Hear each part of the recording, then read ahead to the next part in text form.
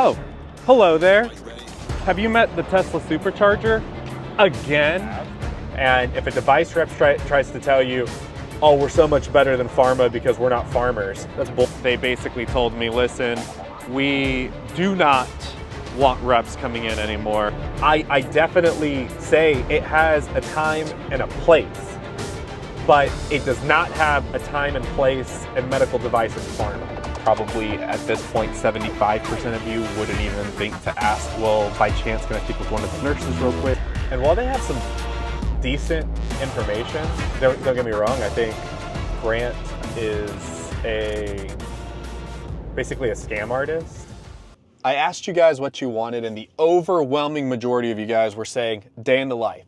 Here we are, okay, at another Tesla stop. I got to charge up. My distance that I was traveling was just way too far, and I had to do a stop in the middle.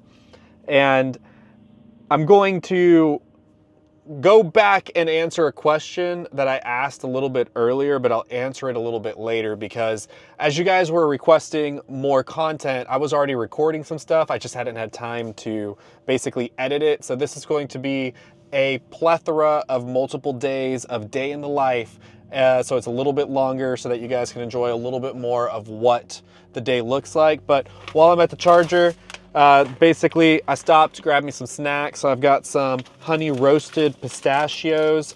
I'm trying this new Quest bar. It's the chocolate caramel pecan. Haven't had that before. Got a Quest cookie. I mean, Quest is, should sponsor me at this point, I wish. Let's see, I know I got another one. Yep, and then Quest cookies and cream. These are the crisp ones. I've never had one of those before, so I'm hoping a little bit different. And then, just for that sweet tooth, while I'm not necessarily dieting, but I'm trying not to eat sweets, but these Tic Tacs, they rockin', okay? Or as the kids say, bussin', I think that's what you guys say, bussin'. Okay, hear me out. I just arrived in Paducah. I checked into my hotel. Apologies for how loud it is in here, but I went back in time, okay? Paducah in Kentucky is in Central Time, so I'm starving. It's an hour later than it's supposed to be, and I'm an hour more exhausted than I normally would be. And you can't take the Texas out of a Texas boy, so I ended up at a Texas Roadhouse for their fantastic rolls, a large beer, and some steak and ribs.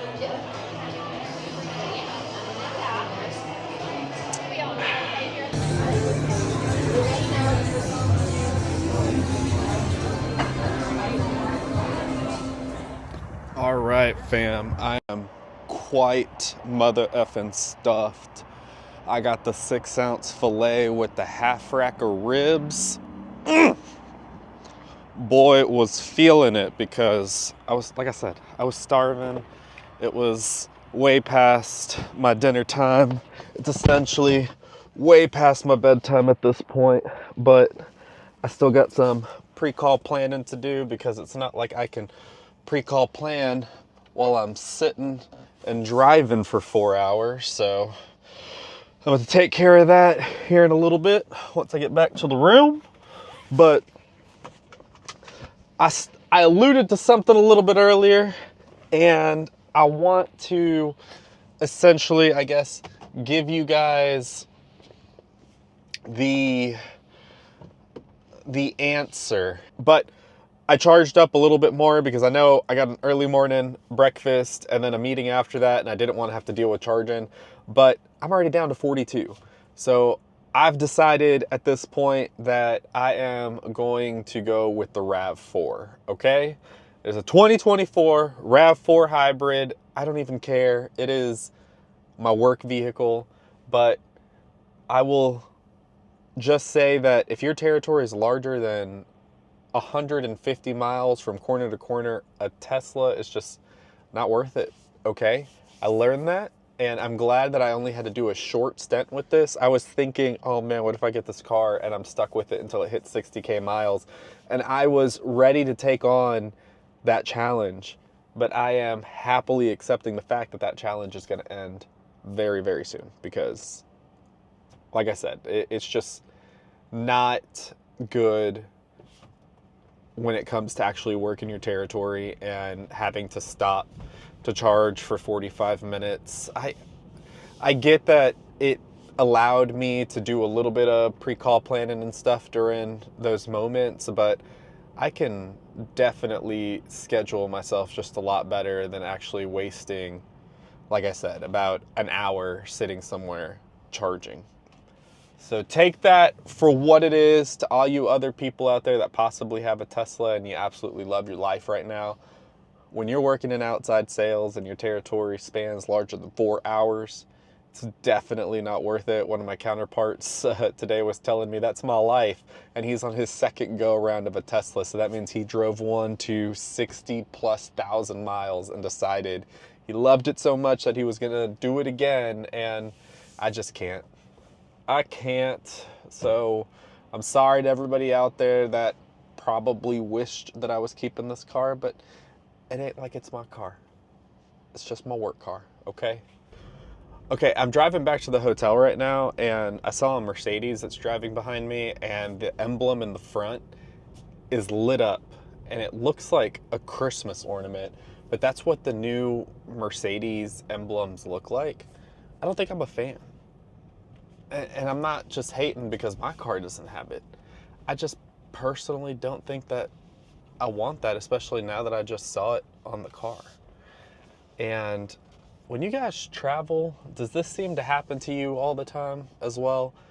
Like, you pull up to your hotel, it's 8:30, and this place is packed, like, to the max, and I'm having to find a parking spot, and I'm all the way out in the boonies.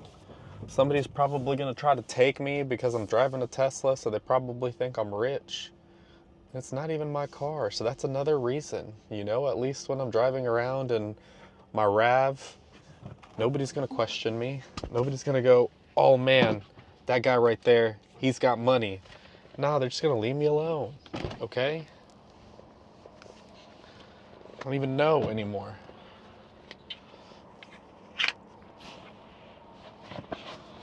Oh, but man, oh man, what a day it has been. Had a long morning session with some training, and then had an appointment, and then I was able to get home, get changed, try to get comfortable for this long drive, and now we are here. This is what you guys wanted to see. This is what the life is. This is what's so cool about being in sales. You get to go stay in hotels and stuff. It's so exciting, but it really isn't. It's not that exciting. I mean, I guess, you know, I'm building up my points. Let me know in the comments what you guys stay in. I typically choose a Marriott, some kind of Marriott. What about you guys? Actually, I just ate a crap ton of food. Let me take the stairs real quick. I'm all the way on the top floor. What I won't tell you, but I'm telling you right now, is I'm only on the 3rd floor, but that's the top floor. I'm on the penthouse. Whew. But I got some pre-call planning to do, and then after that, it's time to get to bed. Got an early morning, then a meeting right after that, and then I'm driving around to several towns in this area because I haven't been here before, so that hopefully I can create some relationships and come back to the Paducah area of Kentucky.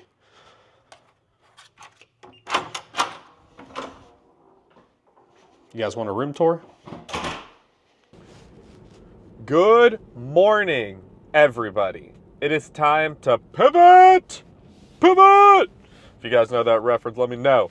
But the problem is, I tried to head over to a Starbucks so that I could grab one of those travelers of coffee. If you don't know what that is, now I'm not trying to get myself a traveler like mug of coffee. It's like a box of coffee that I think has like maybe 10 to 15 cups of coffee within it. And I was gonna add that to the breakfast that I'm doing so that they would have coffee and Of course, this Starbucks in Paducah, Kentucky does not offer that.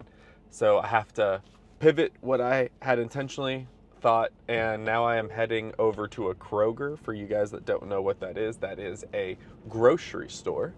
And I'm gonna pick up some of those iced coffee jugs, of course, from Starbucks, or probably Chameleon or something, I don't know.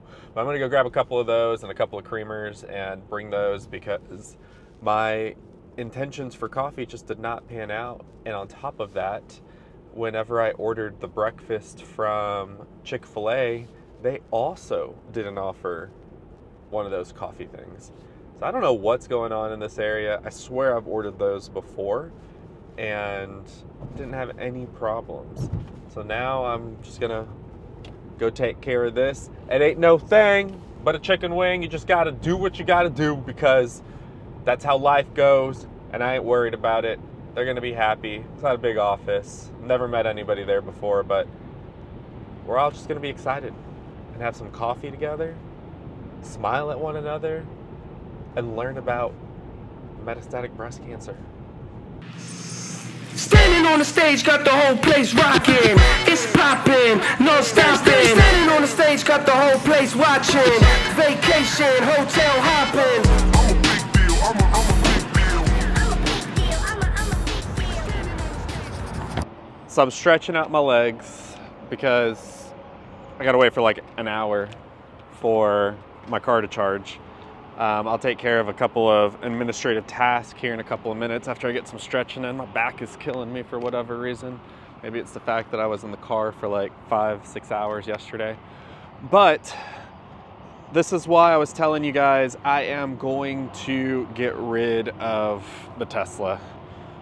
It's unfortunate, but it's a necessity that I must do because I just can't live my life in a territory like this, having to stop constantly and charge up just to get to the next place. It's just not right. If you have a small territory, it works great. Large territories doesn't work great, but breakfast this morning was great. It was smaller atmosphere, so it was a lot more, I want to say, what's the word I'm looking for? Intimate? Yeah, it was like an intimate setting. I was able to speak one-on-one with a lot of the nurses because they were coming in very like gradually, just a couple at a time, just to make sure that they were relieving one another and not having patients basically, waiting on them. So that was really nice. I was able to have some good conversations with them, learn a little bit more about their practice. I was able to see the provider for a brief second. This was not a meeting for the provider. I specifically asked to set this up with the nursing staff. So that was an added benefit. But then after that, I went to another office and was hardcore shut down. And I say hardcore, it's not like outside sales conversations for you guys where you walk into a business and they're basically like, get the fuck out of here. I don't want to talk to you. It wasn't anything like that, but it was one of those conversations where they basically told me, listen, we do not want reps coming in anymore. We will call you if we need to know anything. And in my mind, I'm just like, well, how will you know anything? Because I guarantee you're not looking this stuff up and you're not looking at the latest updates and everything. So I'm not done with them. I'm gonna figure out what I can do because I need to talk to those doctors. So I'm gonna have to go a couple of different routes on that one, whether that be Facebook, LinkedIn, I don't know, trying to catch them wherever they go places. I have no idea. So I'm gonna have to start working that piece out. But wanted to give you guys an update on how things are going right now. I'm gonna get some stretching in, and then, like I said, got some administrative tasks to work on for those accounts that I just went to, and that'll hopefully take up a decent amount of this 1 hour that I'm gonna be sitting here doing absolutely nothing. Well, again, I'm not doing nothing, but it's like I'm doing nothing because I am forced to stop.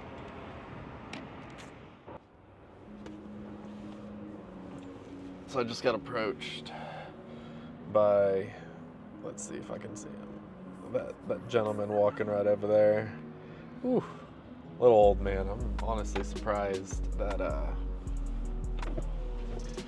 that a gentleman like him is driving a Tesla. Like, blew me away. blew me away how old he was to be dealing with one of these cars. But apparently this car has another issue where the air filter gets all mildewy because of the way that the rain falls at the front of the car, and it can get into the filter. And he just came over to ask me if I wanted to go see how he fixed his. And I've been weary of trusting people, and that seems like a very weird conversation to have, like, hey, come over to my car and I want to show you something. And you know, me being a pretty Latino, I was thinking maybe he wanted something different, but he ended up telling me how to do it. Apparently you just get like some pipe covering and you put it at the front of your car, but since this isn't my car, I don't really care. And if there was an issue, then obviously, you know, I just take it into Tesla and Tesla takes care of it for me because I'm not having to make that payment. But just in case anybody out there that's watching one of these videos and you own a Model 3 Tesla and your air filter smells like trash, instead of going and paying $200 according to this old man, you could just get some of that pipe covering. It's like that film, like a squishy film, and you put it at the front of your car. I didn't go over there to go look, so I can't tell you exactly, but I'm sure you could YouTube it and save yourself some money. But he said it was $5.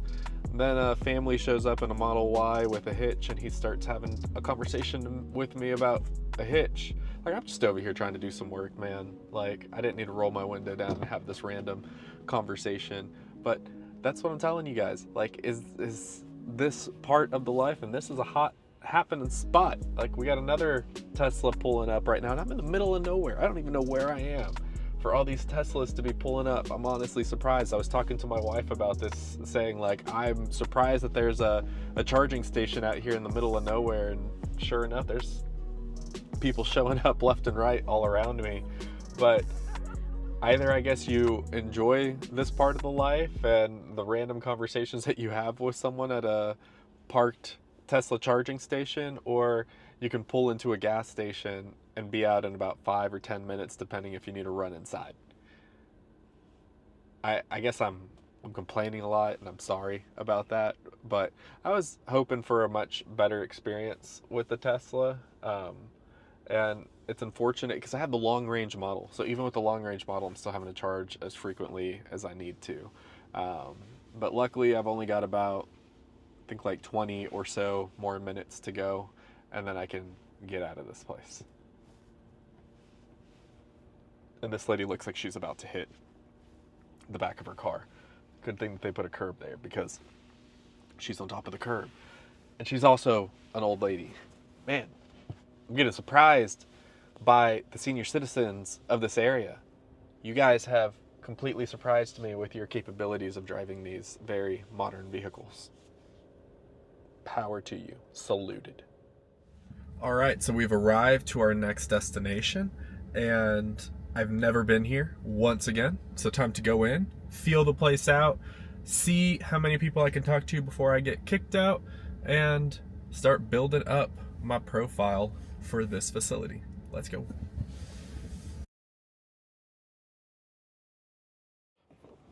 Ugh. All right, so unfortunately that was a bust for me.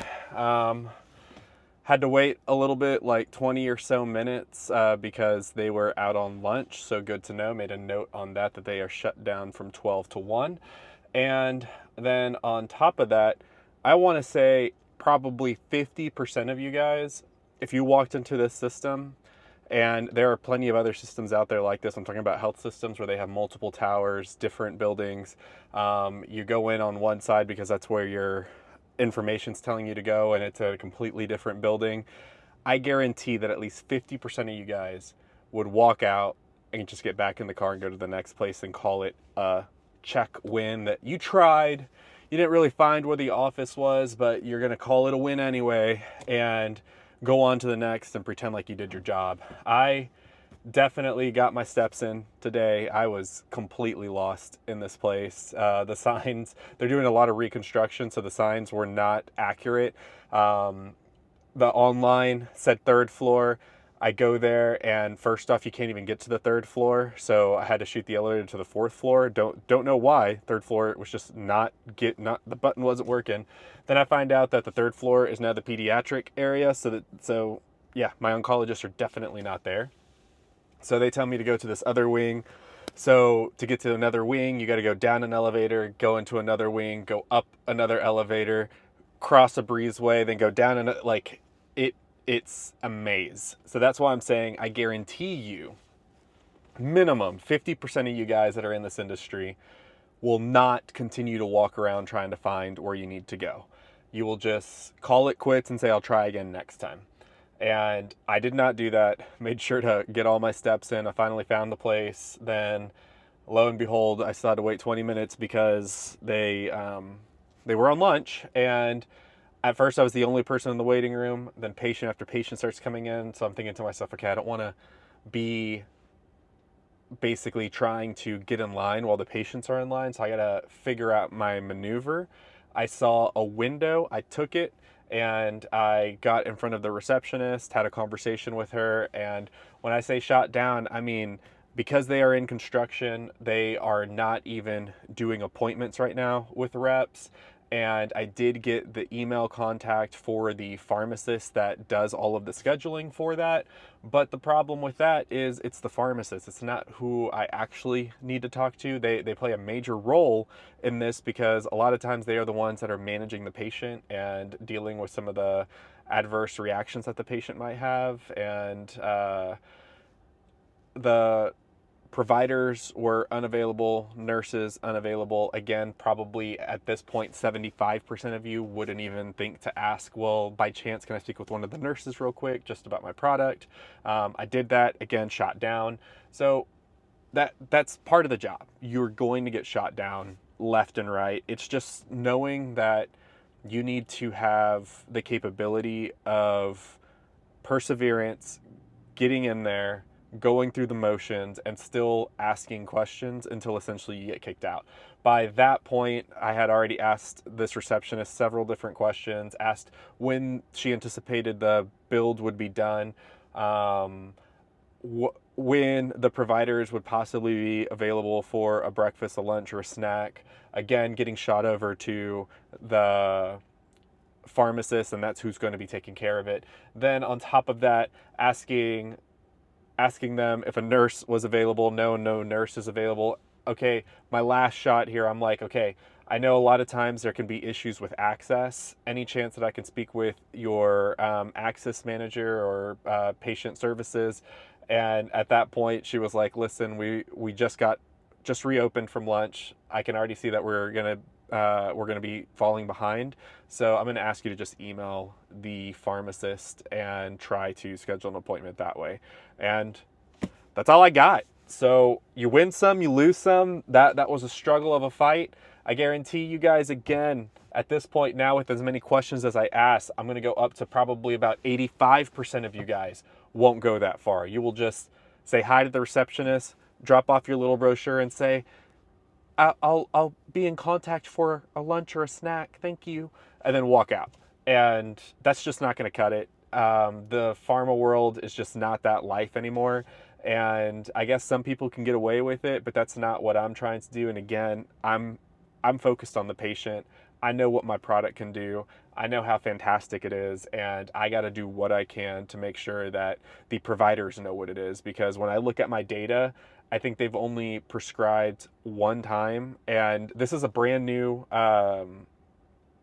provider group that we didn't have in our system, according to my partner, which is why there wasn't much information on this place. But that means for me, this is high opportunity for me to start building a relationship here and seeing what I can do. They're kind of out in the middle of nowhere, so I bet a lot of people don't drop by, and I'm just going to put this on my rotation.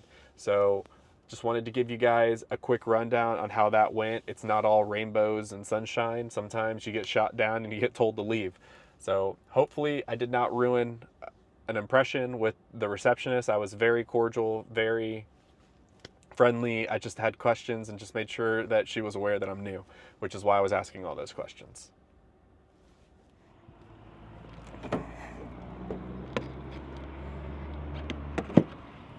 Oh, Hello there. Have you met the Tesla supercharger again? Oh my God. I'm still bitching. I'm sorry, guys. How long though?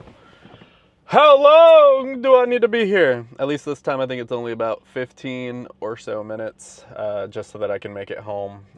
Probably about 8% battery left. That's just the buffer that I'm trying to give myself. And then from there, I'll just leave it charging. Leave it charging with my really slow garage charger. But here we are again. Life of a salesman. Now that's just funny right there, isn't it? Minus 11%. Gots to get better. And just like that, a nice 25-minute stop. And I can finally head all the way home with no more interruptions, hopefully. Let us just pray to the good Lord that we just have a straight shot home now. No traffic, no accidents, no anything. But I feel like I gave you guys a pretty solid rundown of what the day in the life is like right now. And things are just a little bit hectic, especially when your territory is quite large and you have an electric vehicle and you don't know anybody. So you're going in with no relationships, just a little bit of information and trying to do the best that you can. And that's how it goes. But a lot of people that are watching my channel probably don't have any experience. So that's exactly how it will look for you guys. So I hope you are enjoying this journey, because it's a journey. It's definitely going to take time for me to feel comfortable in my territory, comfortable walking into these accounts and feeling like I'm actually making an impact. But I know that with time, everything will move a lot better and I'll learn a lot more of the people and be actually able to make that impact that I'm hoping to make. And talking about impact, I was thinking about a couple of things that I saw the other day when it came to sales advice and people trying to essentially figure out how to do sales for the first time ever. And so whenever you go to YouTube and you look up sales, a lot of times what you're going to find is Grant Cardone, or someone that works for Grant Cardone, or Jordan Belfort from the Wolf of Wall Street, just people like them. And maybe even some realtors. And while they have some decent information, don't get me wrong, I think Grant is basically a scam artist, but power to him for being able to sell his product, I guess, to people. And hey, if it helps you, great. I guess it's not scammy if it's helping you, but I don't like the mentality of it, but it definitely fits the structure of what they are in. And what I talk about is that sales cycle and that structure, used cars, new cars, things like a Cintas Corporation where you're pounding the phone. I get that it would work in that environment, because when he talks about 10xing your results and you essentially looking at what your territory is, what you're needing to do to be able to accomplish the sales that you need to make in that territory, he basically says, 10x your quota. So if your quota is $100,000, then shoot to sell $1 million, because then you're going to sell $100,000. And in the grand scheme of things, yeah, I guess that makes sense. And if that person and his mentality excites you, amazing. And like I'm saying, it will work in that environment for the most part. But when it comes to medical sales / pharmaceutical sales, that methodology and tactic just doesn't work. And I would say that it works also in tech sales, because that's another heavy, you don't know 90% of the people that you're calling, you're just picking up the phone and trying to build an appointment with them virtually. And that is just not this environment. So I've had a couple of people reach out to me and they ask me, hey, should I try that program, or should I listen to one of their courses, or this or that? And I say no. The reasoning behind that is this is not a environment where you have an endless number of opportunities. You have a set number of providers, a set number of offices, and that is it. You burn a bridge with one of those, that is lost business at that point. So you can't be the overzealous salesperson that's calling nonstop until you finally get into that door. It's just not going to work in this environment. So I want to make sure that the people that are watching my videos and trying to figure out what medical sales and what pharmaceutical sales is like, it is not your traditional sales role. It is not you pounding the phone and trying to basically dial 500 people in a day. That is not what this is. And when people ask me, how does my background, which was Cintas, translate into this? Beyond the fact that it gave me my sales foundation, some business acumen to build off of, and that determination and grit, there is no like parallels when it comes to the sales cycle and what I'm doing. At a company like Cintas, I would start by pounding the phones and essentially literally calling people that have never heard of me, sometimes never even heard of the uniform company, and trying to develop an appointment with them. Then let's say I did create that appointment, I'm going in there and day one I'm trying to sell it. If it's a small account, sweet, I could probably sell it that same day. If it's a larger account, it might take 2, 3, maybe 4 appointments before we're finally closing it. And once it's closed, I held on to that account for like, let's say roughly 8 weeks. And then after that, it wasn't mine anymore. So I like to call that burn and turn. You make a sale and you hand it off to somebody else and you're back out there. And that is what the grind is. And that is what is wrong with those industries, is because you will get burned out of being a hunter 24/7 and having nothing to farm. And then the funny thing, pharma is literally farming. You are cultivating the relationships within your territory because that is it. You are not going to have anything else. You might have a new doctor roll in every now and then, and you might have a couple of doctors roll out to another area or retire. So you are constantly being a farmer and cultivating, which is why you can't use the mentality of being a hunter and scorching the earth as you're trying to find new business. That's just not the way that it works. So I wouldn't want you guys wasting your time trying to look at those courses and those programs and trying to make it relatable to what you're currently doing or what you're wanting to do, which is this field. And that goes the same for device. While my background at Cintas helped me get into Stryker, the only thing that really went parallel again was actually taking something from beginning to close, because I wasn't getting a contract signed, but I was needing to get a PO at the end of the day.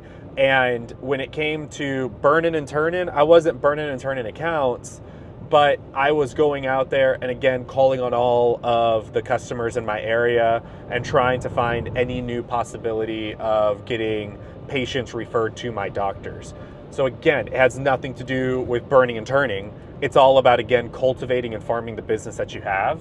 And if a device rep tries to tell you, oh, we're so much better than pharma because we're not farmers, that's bullshit. A device rep is a farmer as well.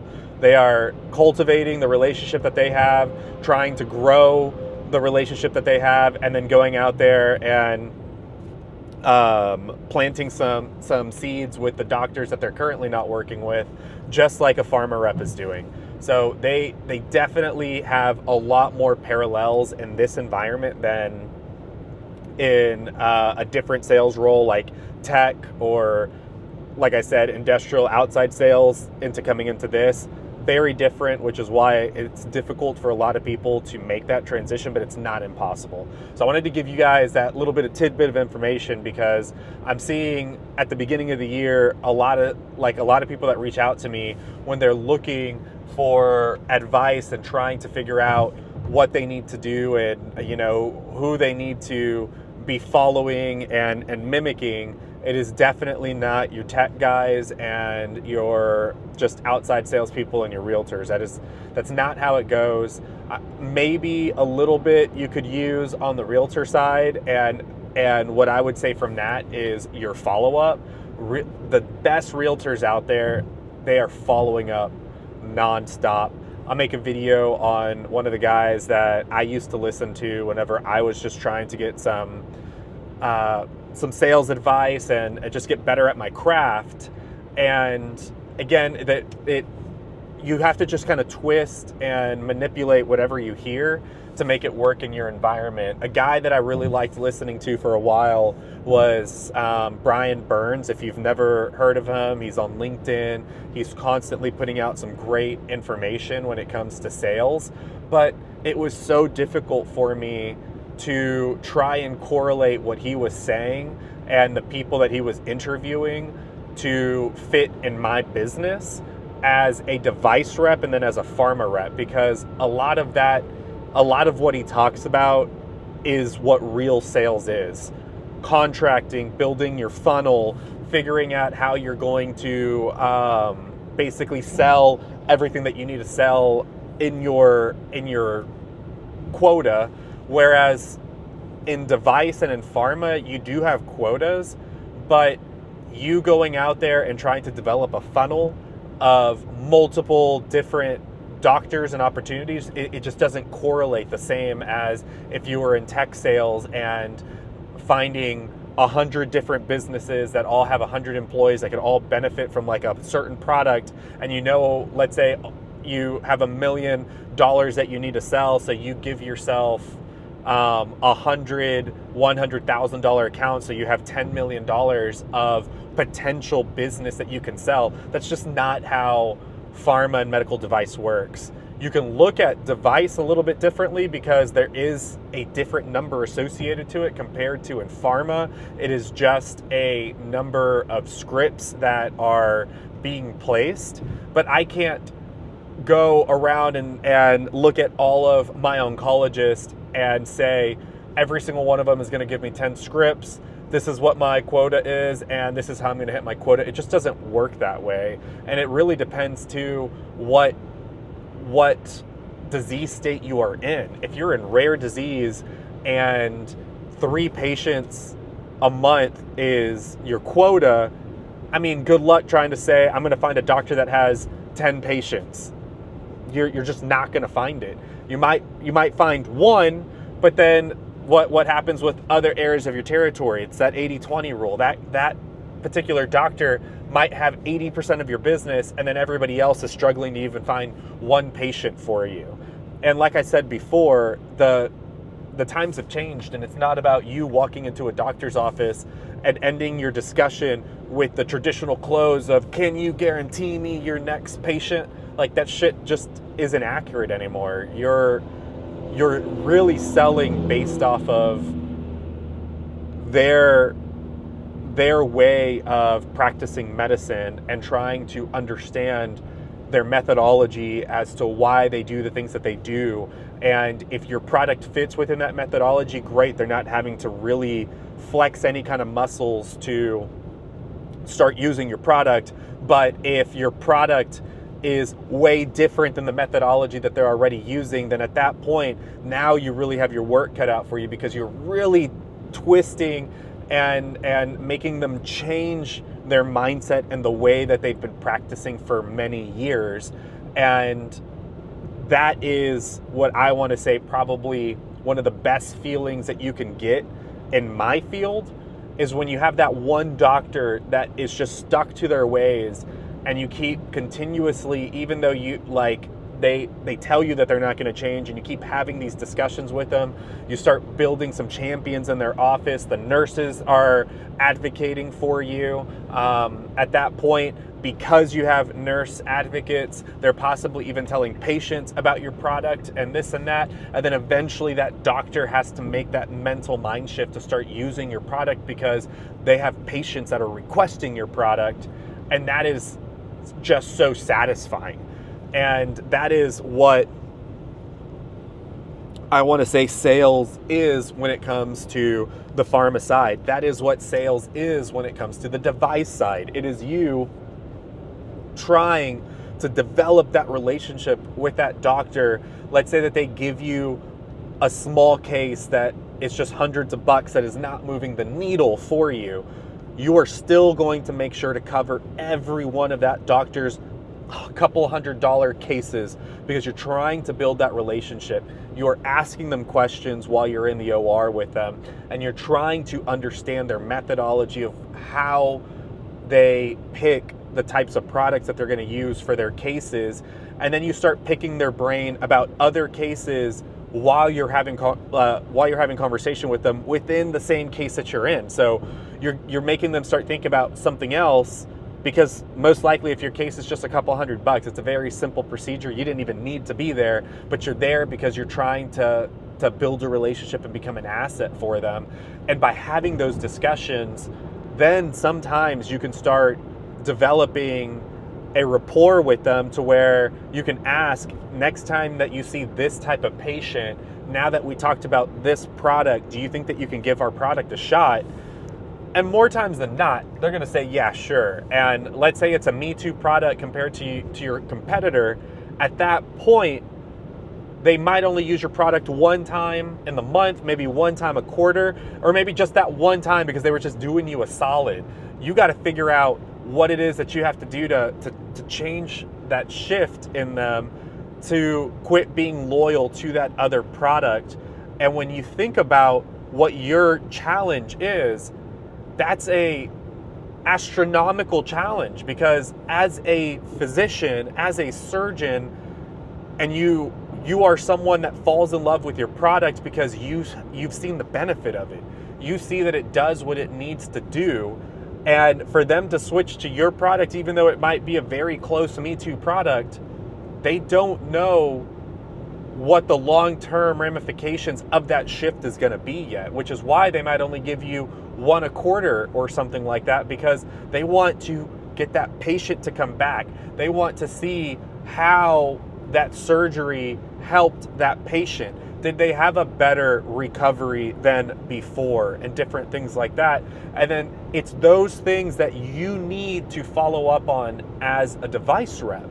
You need to go in, even though this doctor hasn't given you another larger procedure ever since that one that he gave you. It doesn't mean he didn't like your product. It doesn't mean that he's still stuck on his ways. It doesn't mean that they were just doing you a solid. It means that they're doing their research at that point. They're wanting to see how the patient benefits from this change that they just did. Now they're going to be able to do a comparison, because a lot of times when you have a Me Too product, the procedures are very similar. So if you have two patients and he or she does their procedure with one product and then they use your product for the other procedure, they are doing basically a trial at that point with you and testing out how it goes. They're not trialing you in the OR and determining whether or not they liked your product from how you handled yourself in the OR. A little bit does fall into that scale, but my mistake whenever I was getting those give me opportunities was not following up after that a few months down the road and asking my surgeon, hey, how is that patient? Because at that point I did have patient names and stuff, so I could say, how is Ann Smith? How did that procedure turn out for her? Is she doing okay? And things like that. And you could actually, again, build the rapport with your provider in that procedure that you don't want to be at because it's not moving the needle for you. But that question that you just asked puts that provider back in their teaching shoes that they want to be in. And they start thinking, oh, you know what, Pierre? They did great. It was, and then you can ask a question. So how did it compare, to XYZ product? Maybe it comes out as a good opportunity for you to ask for another surgery. Maybe at that point they go, you know what, Pierre, I have another case coming up next Tuesday. I want to use that again. And while you're waiting those couple of months for that follow-up, you got to find other things that you can do with that provider that's a low-level provider for you that could start moving the needle. And not everybody in this field is going to have biologics, but for me, that's how I move the needle. Biologics were something that, while my plates were a me too to someone else, or my screws were a me too to someone else, I had different biologics for different procedures that I could sell, and from there, again, build that relationship. And some of those biologics were based around healing, for a faster healing process. So now you're able to follow up even quicker to ask, how is that patient healing? Did they heal better than your other patients that didn't get that biologic? And those are ways that you can, again, move the needle, build the rapport within this environment. And that's not what they're teaching you in those other courses when you're trying to do like a Grant Cardone course, for example. They're teaching you how to pound the phone. You're not going to hear this kind of advice from them because they don't work in the same field. I'm not saying don't listen to them. I'm not saying don't get some pointers from them. I used to listen to Grant all the time when I was working at Cintas. He like basically developed a fire in me. His energy and things like that got me excited to go out into the field to go do the grunt, boring work of picking up the phone and dialing and then going door to door to door. It got me excited. So I definitely say it has a time and a place, but it does not have a time and place in medical device and pharma.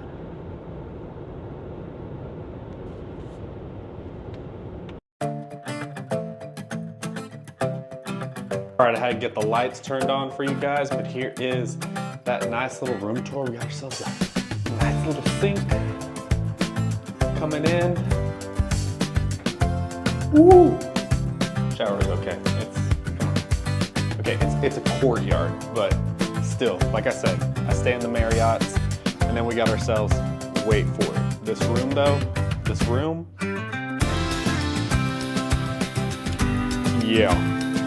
yeah. Do some pre-call planning right in there. Ooh, that's gonna be nice. Who actually uses the TV? I don't use the TV. I don't ever use it.